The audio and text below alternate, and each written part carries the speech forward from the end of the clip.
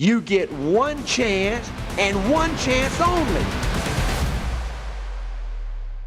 See, the reason it's almost impossible for smart people to win is they always figuring. They always want to, they don't want to make a mistake. They always want to have the perfect play called at the perfect time. They don't want to mess up. They don't want to fail, and they miss the moment.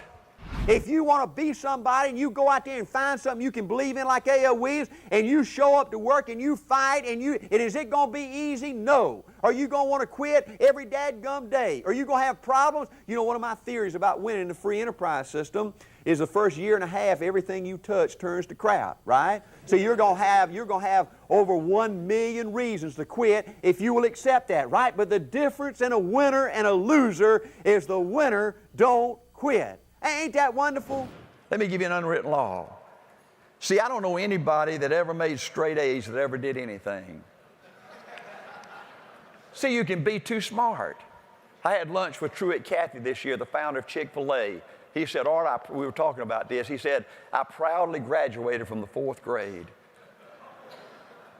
See, being smart can kill you. Having all this great technology can kill you. It can be good, but can also kill you. See, you got to learn to call a play. You got to feel it, then call it. You can't be a great coach, a great leader, and worry about screwing up. You got to call the play.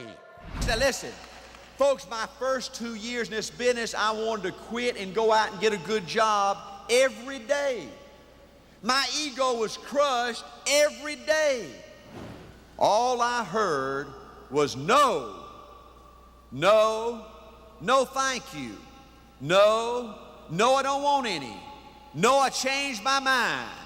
No! And it was killing me. But 2 years later, something happened to me. All I could think about those first 2 years was the no's. And then all of a sudden, 2 years later, I paid a death claim. And I took that widow, that check. And I said, man, this stuff really works. If it hadn't been for me, that lady and those 2 children would have had to live on $15,000. Now they got $150,000.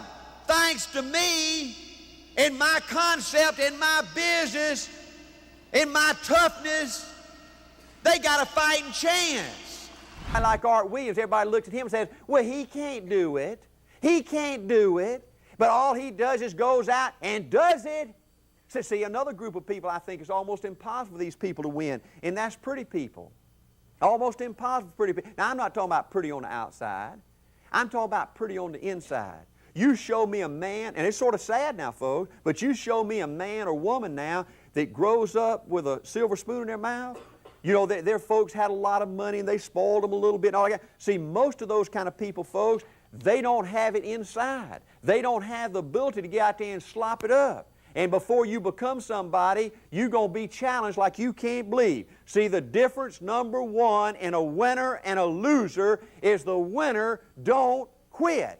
Now, folks, isn't that just an electrifying message for me to bring you?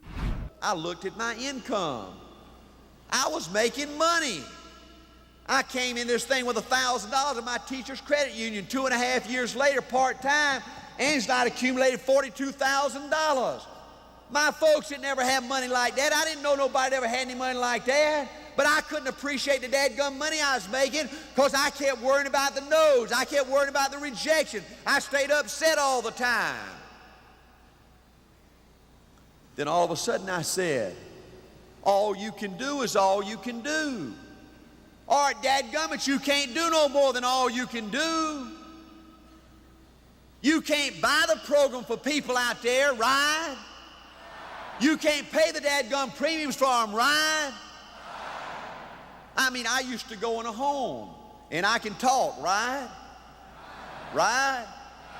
And I used to go in a home, boy, and I'd let them all have it. Man, I'd made the greatest presentation you ever made, and then, boy, an hour or two later, I'd say, how does it sound?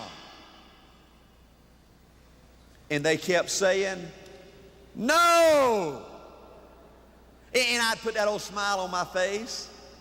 And I'd say everything you're supposed to. I'd say, Bill, it's been so great knowing you. I love your wife and your children. Never change your mind. Give me a call. You ever need life insurance? Great. Give me term insurance. Give me a call. You ever want an investment? You know, you ever need a part-time job? Give me a call. And I'd hit that door.